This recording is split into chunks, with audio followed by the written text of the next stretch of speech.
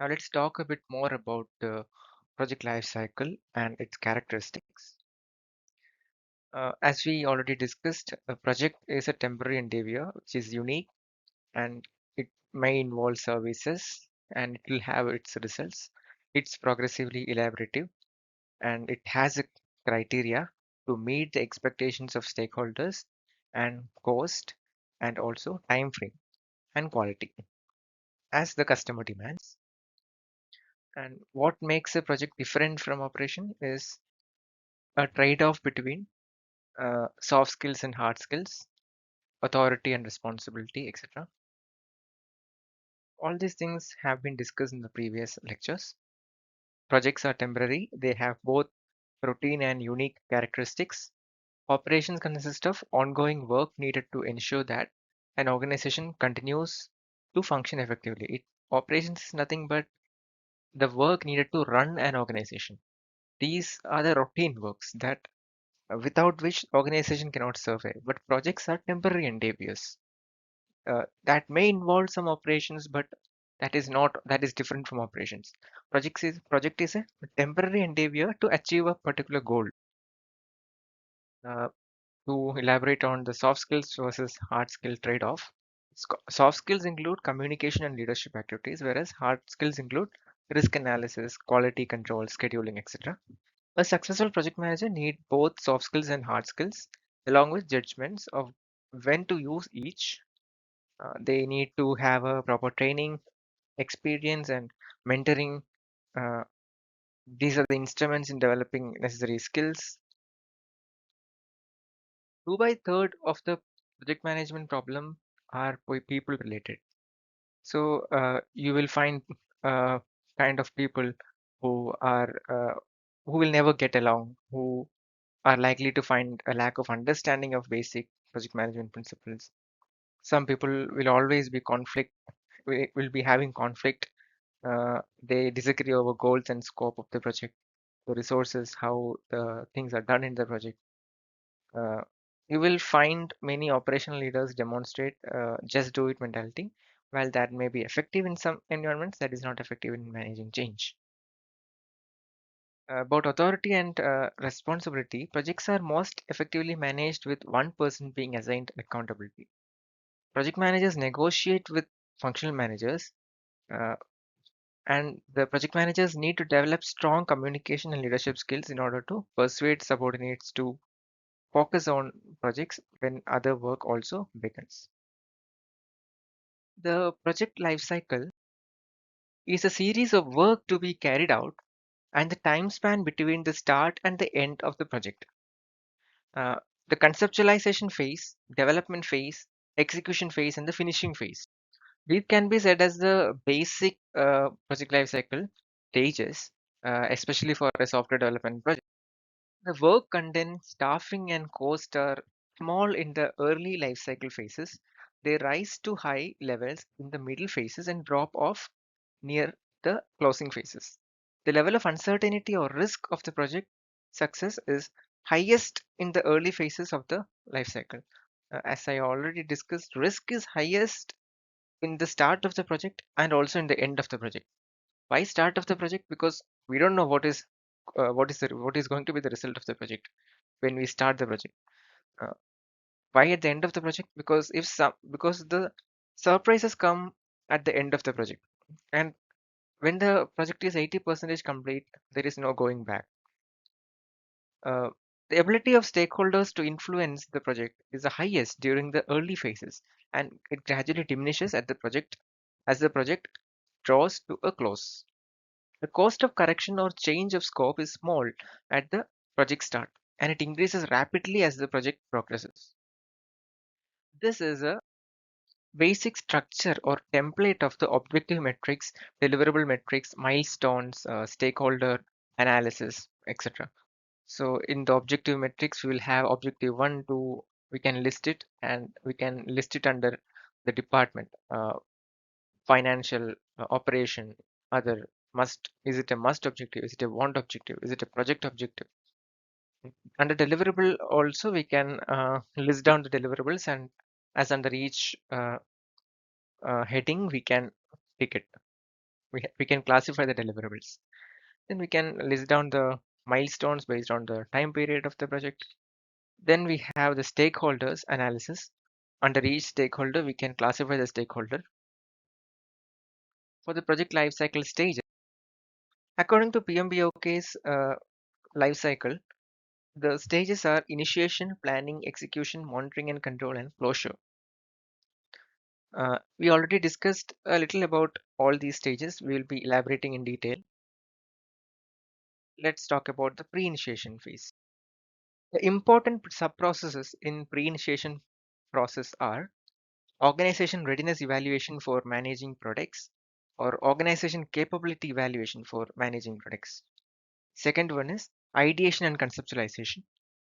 Third one is project selection. Fourth one is preliminary feasibility analysis. Then fifth one is project prioritization.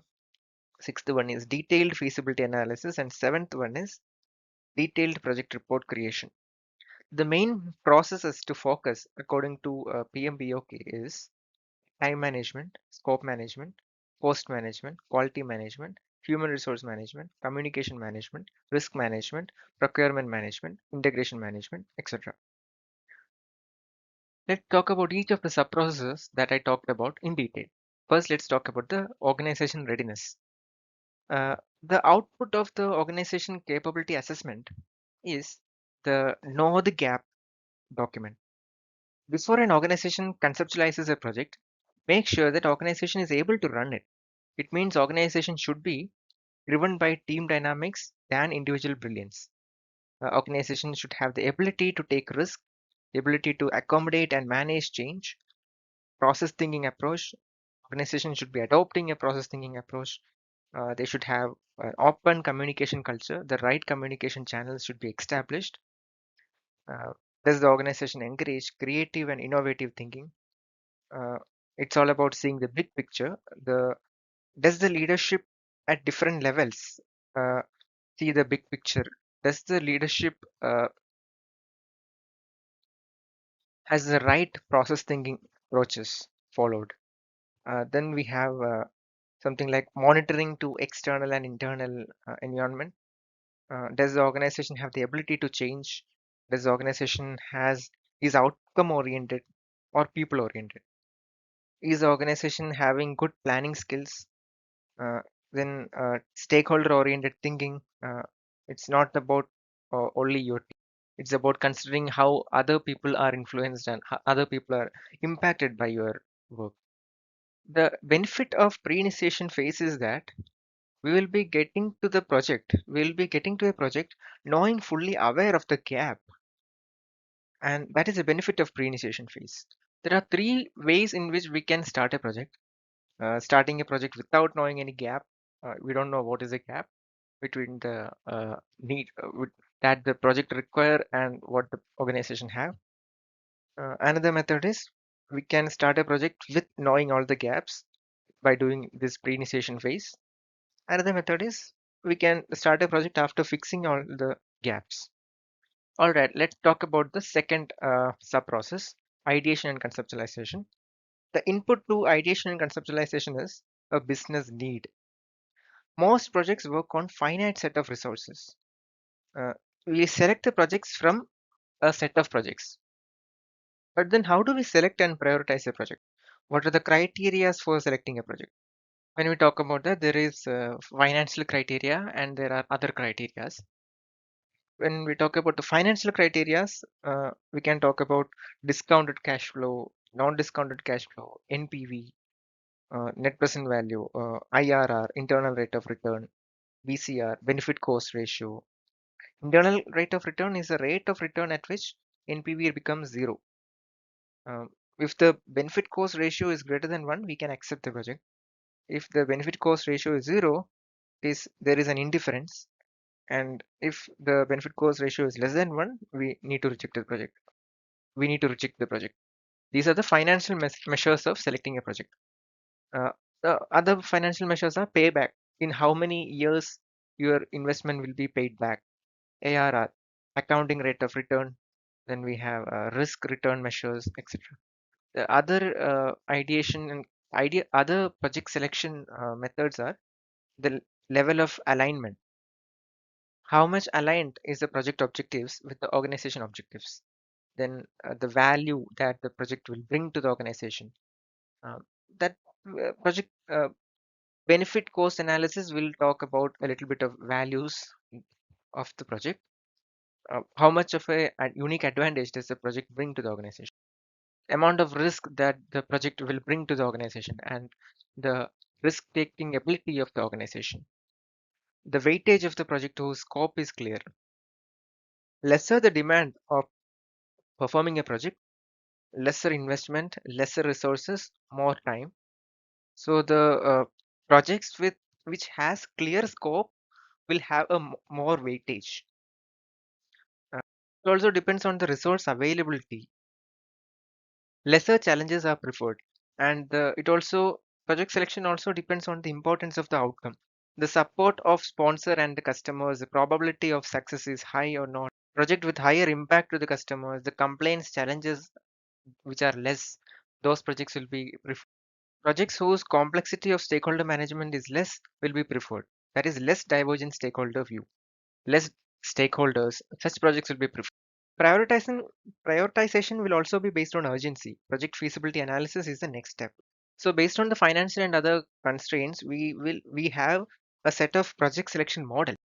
First one is scoring model. It is a model where we give a weightage for each factor. For example, uh, you can see this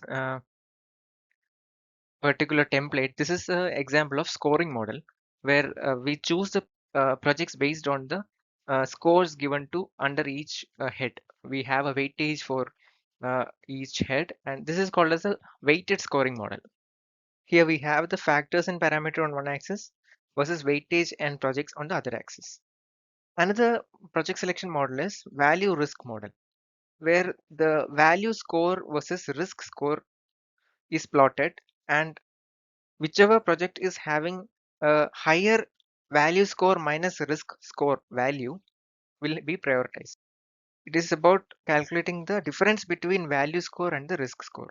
Scoring model from the value and the risk perspective. Project selected from value risk model will contribute positively to the company strategy. Another project selection model is a must want model. It's also a scoring model based on must objective weightage and want objective weightage for the projects. Another project selection model is value risk model. Here we plot the value versus risk in a graphical representation. Next sub process that we discussed is rough cut feasibility or preliminary feasibility analysis. Feasibility is analysis of the doability or viability of the project. This is where we do the macroscopic feasibility analysis. Here we have to consider financial feasibility via IRR, NPV, profitability, recovery perspective, etc. Payback perspective, etc.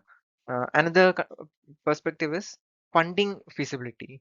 What kind of funding we are expecting for this project? Whether is it a debt funding or an equity funding? There.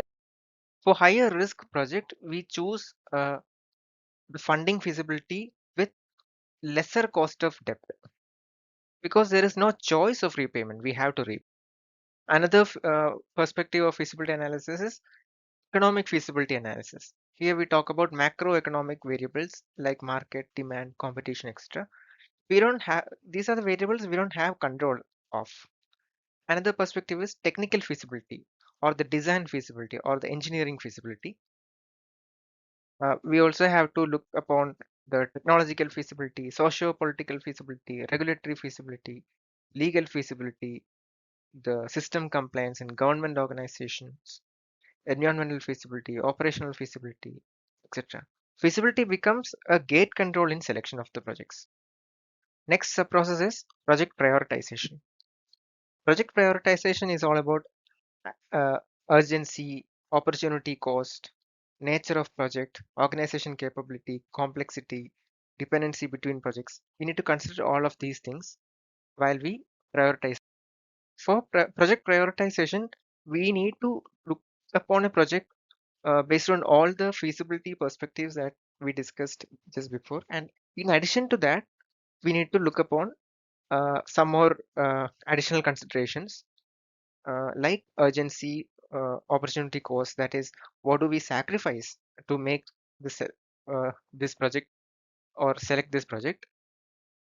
Then the nature of the project. Is it a strategic project, operational project, or a regulatory or compliance project, etc. Next sub-process is a detailed feasibility analysis. This is a macroscopic feasibility analysis. This is a type of feasibility where we answer questions like, is the project feasible or not feasible? Is the feasibility analysis done, not done, or to be decided? We usually tend to be more biased, too much biased towards the financial criteria when we select the project. It's more important, but it should be carefully checked because once a project is selected, it's irreversible. We cannot, uh, there's no going back. There is huge outlays, big risk, and irreversibility when we select a project in a financial perspective. Projects run in a VUCA environment. VUCA stands for volatility, uncertainty, complexity, and ambiguity. Volatility, uncertainty, complexity, and ambiguity. Visibility analysis helps you handle, identify, and manage VUCA environment. Next sub-process is DPR preparation.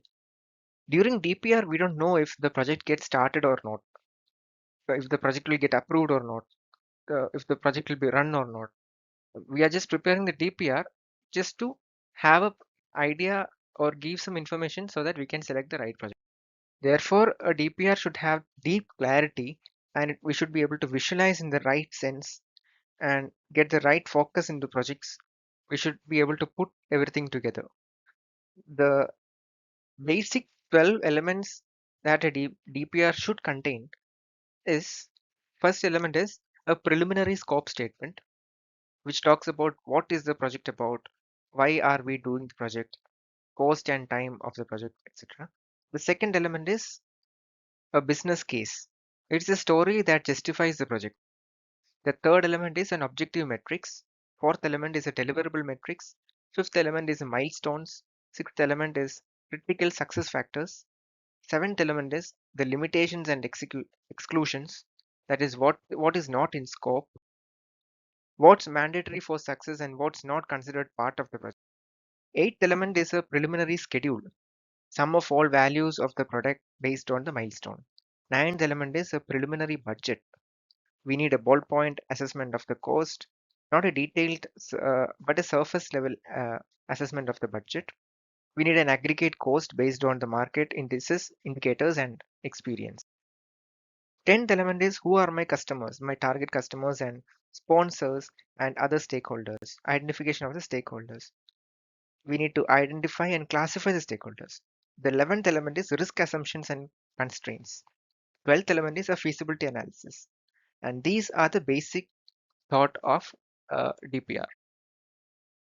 This is what we just talked about. A pre-initiation phase should include preliminary scope statement, business case, objective metrics, delivery metrics, milestones, critical success factors, limitations, uh, preliminary schedule, preliminary budget, customer, sponsor, stakeholders, risk assumptions and constraints, feasibility analysis, etc. Now, this talks about the perspectives of feasibility, financial feasibility, funding feasibility, regulatory feasibility, resource feasibility, safety feasibility. In a, is it feasible in a safety perspective? Is it feasible in an environmental perspective, legal perspective, etc. Now, there are some activities that has to be done after pre-initiation, like uh, to check the organization structure. What kind of an organization structure does the project need? The project management, assignment, and onboarding. So this is done after the pre-initiation and before the initiation phase. Next work is team decision and initiation. This is about the forming, storming, norming, and performing that we discussed in the previous lecture. It takes a long time in a project than in operations. Project manager has to be able to build the right team and with the right team development activities. We should build the right project organization culture and the right control systems for the project. We need to have the right power culture, the formal authority. We need to establish the right power culture, the role culture, the task culture, and people culture. Role culture is a functional structure that the project should have. The task culture is a projectized structure. People culture is a genuine interest in the need and development of the people. Thus, the organization fosters such kind of a culture. While we do the manpower resourcing, technical skills are easy to identify, but soft skills are very difficult. As a project manager, you cannot afford to have these kind of people, these kind of traits of people in your team. We already discussed about this in the previous lecture. I'll just run through it. Uh, these we talked about 7 characteristic profiles of people: the tank, the grenade, the think they know it all, the maybe person, the no person, the sniper, the yes person, the traitor, the end arounder, etc. These are the it's the 9 characteristic profiles of people that we don't wish to have in our team. Um, some people are like, you completely know it's not going to happen, but you agree to go by the wind, and finally they say, I know that it was not going to happen, but I agreed because everyone agreed to it. This is called as the Abilene paradox. Let's talk a bit about the culture that we need to have. What kind of a culture you need to follow depend on whether the people identify with job or organization. In a projectized structure, the people should identify with organization. Another thing is whether the team, whether there is a team emphasis or an individual or a whether is it an individual or a group emphasis. For a projectized structure, we need to have a group emphasis than more than a individual emphasis. Then, what is a management focus? Is it a task focus or a people focus? For a projectized structure, we need to have a task focus. Then, next parameter is unit integration. How are the work being done? Is it that team members are interdependent or are they independent? For a projectized structure, we need to have interdependent team members. Another one is the type of control. Is it a loose control or a tight control? For a projectized structure, we need a loose control. Uh, Next is about the risk tolerance of the organization. Uh, for a projectized structure, we need to have a high risk tolerance. Next is about the reward criteria. Is it performance based or some other reward criteria? For a projectized structure, we need to have a performance based reward criteria. Next is about the tolerance of conflicts. Is it tolerant to task conflict or a relationship conflict? Usually, for a project-based organization, we need to have a tolerance on task conflict and zero tolerance on relationship conflict. Next is about the process versus outcome. Uh, does the organization focus on the means or the end result? For a projectized organization structure, we focus on the end result. The next is about the open system focus. Is it open or a closed? For a projectized structure, we need a open system focus. Projects should have the right control systems in place. The control system in management is also required. There is a reference point and we need to compare the actual results with the reference to identify the deviation to manage it. The 3 types of project control systems are communication control system, change control system, and risk control system. The maximum uncertainty happens in communication control system, change control system, and the risk control system. The change control system makes the change makes the changes that comes post initiation a real task. Now let's talk about the initiation phase. The main activity in project initiation phase is creation and signing of the project charter. Project charter puts the projects in shape and it provides the complete visibility of the project. Project charter is a tool that helps in removing poor projects, authorize the start of a project, and gives official status to the project. A project charter should be a very strong tool in risk management. A project charter should have a strong clarity of expectations and should foster a common understanding in the project. The project charter should be signed by the customer, sponsor, and the project team. So this is a template of the project control system. We have the change control system, risk control system, and the communication control system. You can have a look at this template. These are the templates of rough cut feasibility and detailed feasibility of a project. This is just a template, just the format on how it should look like. What are the basic things that we should include in rough and detailed feasibility analysis of initiation phase. Let's talk a little bit more about the charter. Charter is an informal agreement between the project team, customer, and the sponsor, as we already discussed. It talks about the performance, the support that the project has. Project team and the sponsor has reciprocal agreement. The sponsor commits the support and the team commits the performance.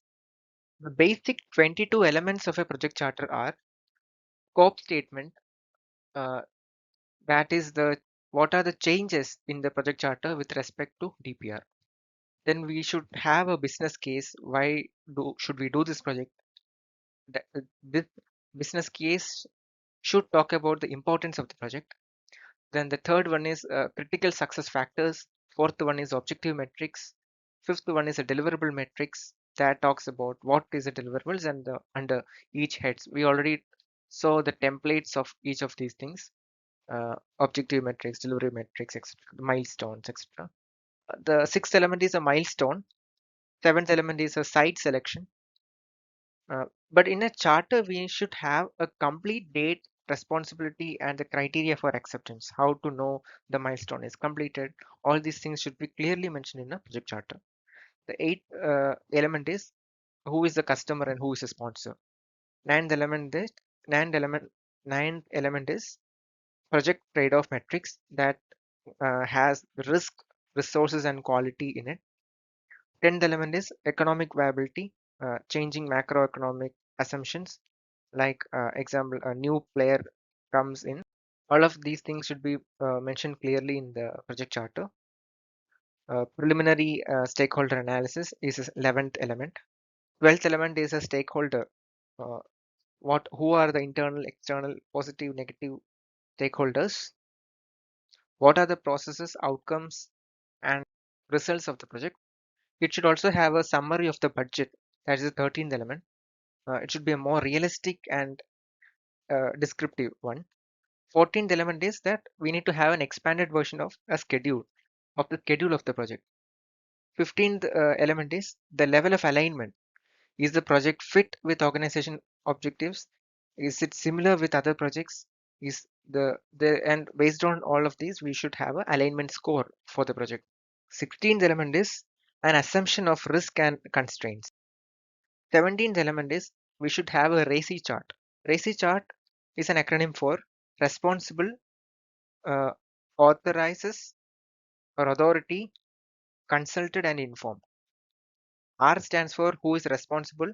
A stands for who authorizes the activity or the thing, the task. Uh, C stands for who is consulted, for doing the task.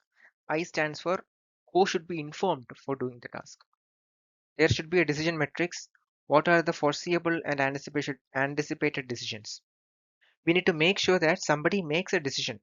There, we cannot afford to have a indecision. 18th element in the project charter is an updated feasibility analysis. 19th element is an updated communication metrics. What to communicate to project manager or other stakeholders, who to communicate, when to communicate, and how to communicate. 20th element is the team operating principle, example, professionalism, the reporting structure, etc. The 21st element of the project charter is schedule of authority, financial decision making power, who has the financial decision making power, who has the authority for financial decision, etc. 22nd element is risk metric.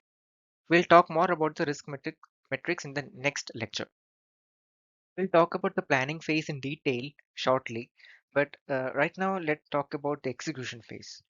Execution phase is the a time where the project management plan and everything is executed and we accomplish the work defined in the project scope statement. We do what is planned, implement methods and standards, and approve the changes and adapt it into the project scope. We adapt the changes into the plan and environment respectively. And that is a difficult part. So when we talk about this, we should understand that having a poor plan will result in a even poor execution because we are executing what is planned. If the plan was poor, execution will be poor. Uh, Execution phase is the time where we create, control, and verify and validate the project deliverables. We manage the risk and implement risk response activities. We apply the corrective actions to bring back the professional preference within threshold. Sorry, we apply the corrective actions to bring back the project preferences within threshold.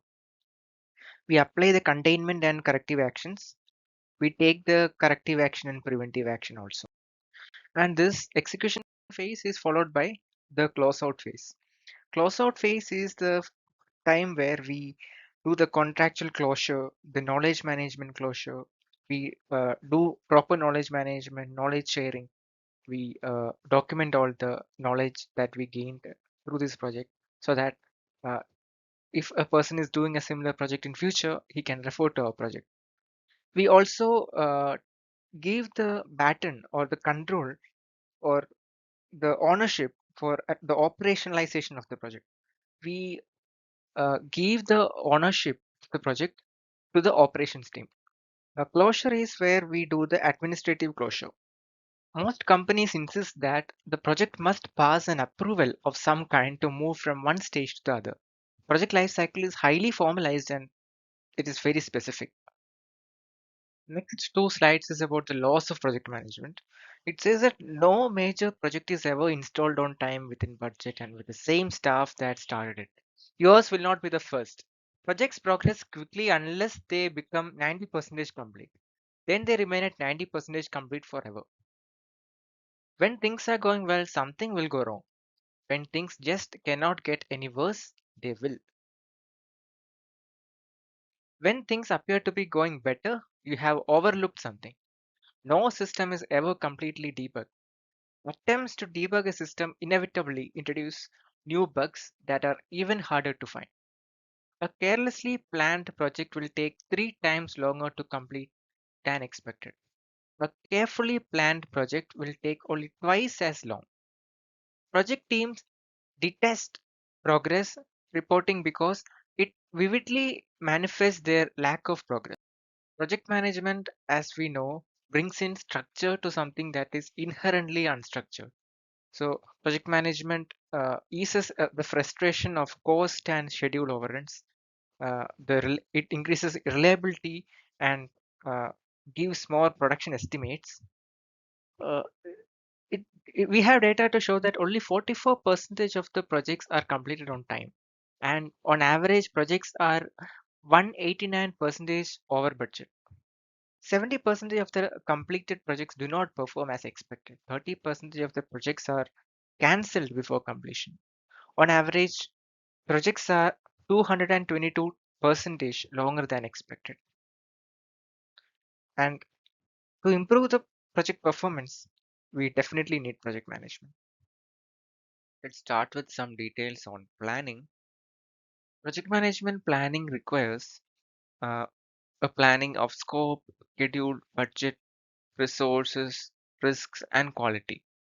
A formally approved project management plan can only be updated or revised formally approved changes. We need formally approved changes to be incorporated in a formally approved project management plan. The later part of this course will be making a schedule, uh, doing some problems on resourcing, etc. Understanding the stakeholders is the next step. So here we are talking about the macro planning phase. Stakeholder management plan is especially the management plan of the sponsor is very important when we talk about planning. Macro planning phase is where we do the final scope planning, macro resource plan, we do the final trade-off metrics, and we do the necessary changes in project control systems. We update the decision metrics. Have you ever thought why road widening projects are so fast? That's because compensation plan and mechanism for landowners losing land to be satisfied with some compensation. Such a mechanism is there. There is a specific intervention for each stakeholders, at least for for the prioritized stakeholders. And when we say prioritized stakeholders, we already said that negative stakeholders has the priority. Why? Because we need to make sure that the project is protected from enemical interest. This can be done by building relationships with the stakeholders for whom the project is most important, and we can even promote them. Stakeholders can be internal or external. It is very important that we identify all the stakeholders in the project. We need to develop a well structured stakeholder management plan that there are three components in a stakeholder management plan: prioritized stakeholder engagement, engaging stakeholders, and protecting the project from enemical interest. But for that, we need to properly identify the stakeholders. An example of project stakeholder uh, template is this one. It lists the affected stakeholders who are affected by the project process and the stakeholders who are affected by the project result. We have it also classifies based on internal and external stakeholders. Identifying the project stakeholders takes someone to brainstorm the situation, brainstorm who are all involved in the project, who will be impacted, who will be who will have to be engaged, etc. After identification, we prioritize the stakeholders according to the proximity of the project, the power over the project, the urgency in terms of time sensitivity, the rate, three aspects on a priority scale of 1 to 3. So based on the proximity, power, and urgency, we have to rate the stakeholders based on a 3 scale. This is a stakeholder identification and prioritization metrics. We can list based on priority, power, urgency, and we can calculate a final score for the stakeholder. That can talk about the power that each stakeholder has. Now, the result of stakeholder identification and prioritization is that we can set clear direction for further project planning and negotiating. We can make and facilitate necessary decisions, can prioritize among competing objectives, and can learn to recognize complex trade-offs and consequences of each. Can build a strong relationship with their customers and develop a shared sense of risk. We can serve as good stewards of the resources of both the parent and customer organization. We can lead associates, customers, and suppliers with an empowered style. Next, we have where we build the relationship with the customer or the stakeholders. And when we manage the stakeholders, there are two strategies.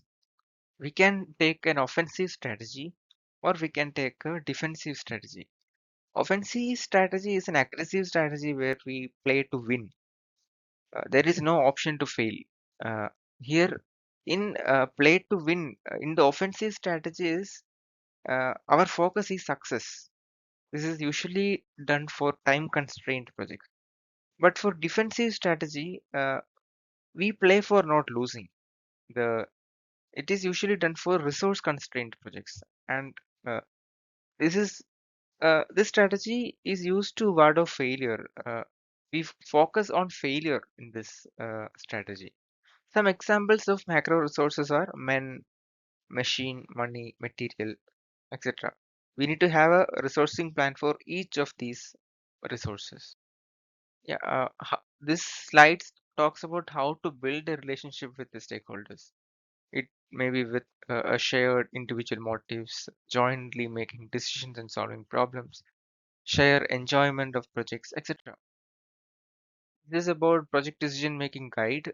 Uh, how is the structure? Who decides what and when? Such kind of a template is shown in the slide. Relationship building with all other stakeholders. How to do that? Treat stakeholders as partners, use core team relationship building activities, and continue fostering respect and trust. Purpose of a project communication plan is to effectively communicate required and it is required to set and manage expectations from all stakeholders. We need to ensure that meaningful lessons can be documented at project conclusion and communications aid in ensuring project work is completed. Communications from stakeholders determine requirements, uncover and resolve issues, and receive feedback. Communication to stakeholders should be done for decision making. We need to involve all the stakeholders. We need to assure the adequate understanding and enable full commitment. This is a project communication plan consideration template. This talks about the purpose, structure, and method and timing of communication plan. Next, we talk about the 6 C's of communication. The 6 C's of communication are we need to be having consideration, clarity, conciseness, credence, confidence, and correctness when we communicate something in a project scenario. 5 questions we need to ask ourselves before communicating something is what to communicate, whom to communicate, when to communicate, how to communicate, and who will communicate.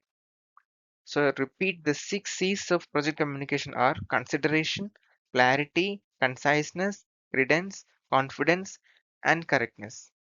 Conciseness is whom you are communicating.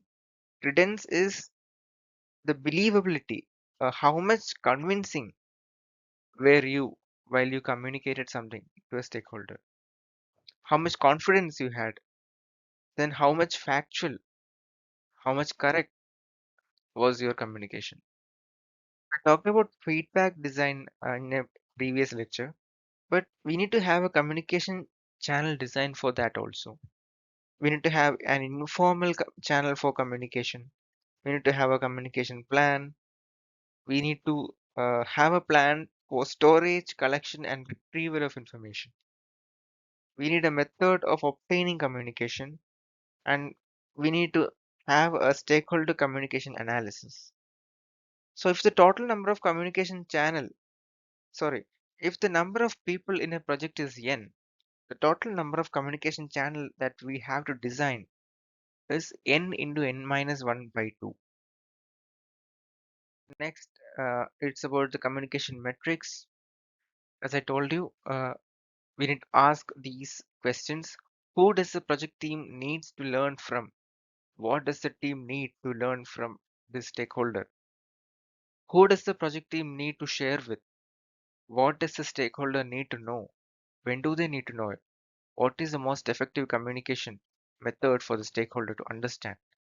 Who on the project team is responsible for this communication? This is a project communication metrics. It's a template for the communication metrics. It's an example for the project communication metrics for a medical study project. Next, we talk about knowledge management. Knowledge management is about documenting the knowledge that we gathered from a project or while doing a project. Maybe it's lessons learned, etc. Knowledge is defined as knowing something with the familiarity gained through experience, education, observation, or investigation. This is how PMBOK guide uh, talks about knowledge. Project meeting management is another aspect of project management. We need to establish project plans, conduct project activities, verify the progress, and accept deliverables. We need to have close out projects. We need to close out the projects properly so that uh, the projects meet the expectations of the customers. there is no meaning in doing a project, running a project that doesn't meet the requirements or the expectations of the customers. Or if the project is not satisfying the customers, it is meaningless to do the project, right? This is a template for project meeting minutes template. Uh, Next, coming to issues management. An issue is a point or matter in a question or dispute, or a point or matter that is not settled and is under discussion or over which there are opposing views or disagreements. That is how PMBOK guide defines an issue. Issue management is about documenting the issues and resolving the issues. We need to document what were the decisions made, how did we resolve the issue, what were the action items and what actions were taken, and we need to also evaluate the issue resolving technique, the method used.